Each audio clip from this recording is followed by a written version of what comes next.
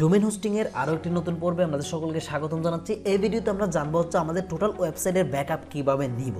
তাহলে ওয়েবসাইটের ব্যাকআপ নেওয়ার জন্য আপনারা যখন cpanel চলে আসবেন, ফাইল ম্যানেজারের ফাইলসের এই পোরশনটাতে আপনারা দেখতে পাবেন হচ্ছে ব্যাকআপ নামক একটা অপশন। এই ব্যাকআপ নামক অপশনে ক্লিক করবেন। আমি নতুন ট্যাব ওপেন করলাম। নতুন ট্যাব ওপেন করার পর দেখুন ব্যাকআপ, এখানে ডাউনলোড ফুল অ্যাকাউন্ট ব্যাকআপে যদি ক্লিক করে আমার হোল যতগুলো ওয়েবসাইট আছে সবগুলো ব্যাকআপ হয়ে যাবে। আমি চাচ্ছি না সবগুলো ব্যাকআপ নিতে, আমি যে কোনো একটা ব্যাকআপ নিব। তাহলে যে কোনো একটা ব্যাকআপ নিতে চাইলে আমি ধরুন এখানে হোম ডাইরেক্টরিতে যদি ক্লিক করি,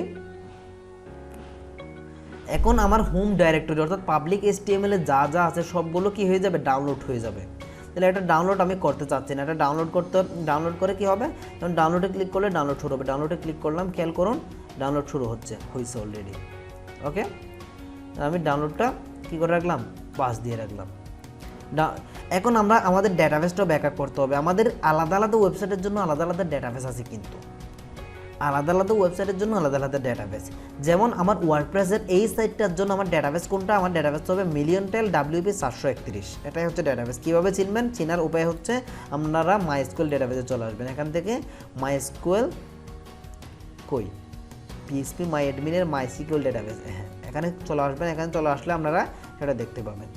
দেখুন মডিফাই ডেটাবেস, এখানে হচ্ছে প্রথমে একটা WP মিলিয়নটেলের জন্য আরিফ আছে এবং মিলিয়নটেলের জন্য আরেকটা হচ্ছে আরিফ আছে। কারেন্ট ডেটাবেস, দুইটা ডেটাবেস আছে দুইটা ওয়েবসাইটের জন্য, মিলিয়নটেল আরিফ অ্যান্ড মিলিয়নটেল 431। এই দুইটা ডেটাবেসটাও ব্যাকআপ করতে হবে। তাহলে ডেটাবেস ব্যাকআপ করার জন্য মিলিয়নটেল এটাতে যদি আমি ক্লিক করে দিই, ডাউনলোড শুরু হয়ে